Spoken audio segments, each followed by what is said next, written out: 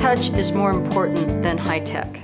When a student is in crisis or a student wants to brainstorm an idea, and when they need a question answered, I want to be efficient. And one of the best ways of doing that is using the telephone. And so that's a real high-touch way that has been really effective for me. And I had really avoided it for a long time because I thought, no, that's really not the technology of online education. But everything is the technology of online education. Establish social presence using digital storytelling. When you start in a face-to-face classroom, when that professor comes in, you're looking at their clothes, the way they act, the jokes, the stories, all these things.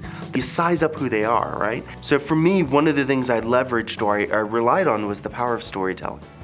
And so the power of storytelling, telling stories is a great way to establish your presence and to help students get to know each other as real people. Use technology intentionally. I think we get so excited, I know I do, about new tools and new digital communities and social media tools and technologies that we can use to really enhance what we're trying to achieve with students in our courses.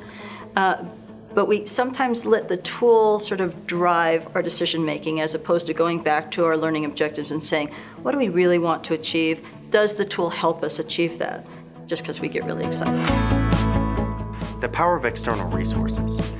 There's tons of resources out there that if you just take the time to look, it's amazing what you can use to supplement your online courses. And so you don't have to do all the work yourself. It doesn't always have to be contained in the LMS or in the textbook. And hopefully through that also help encourage and teach your students that there's great resources out there if you just spend the time.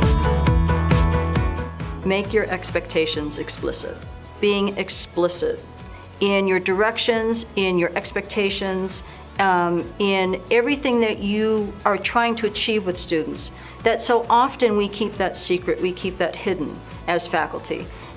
We know what it is. Sometimes we don't even know that we're keeping it hidden. Make it really easy for students to find out what is it they have to do that week, when is it due, what are the points, what's at work, those types of things.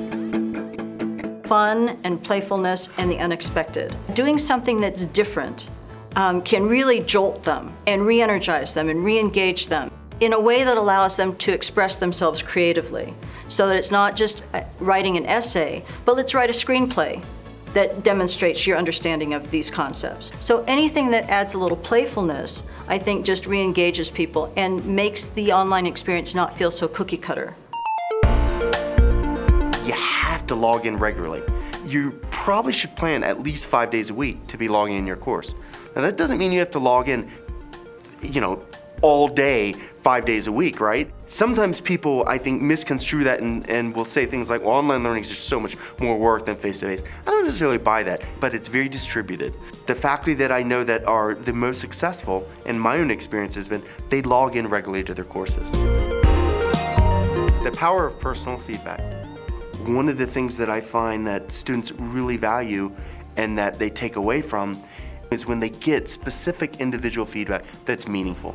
And by not just giving feedback, but giving audio-video feedback, I've had students come back to me and really comment on how it was very meaningful to hear that even the inflection in my voice and that they could actually walk away with the positive comments. Whereas a lot of times when you just type stuff out, the negative just kind of comes through, right?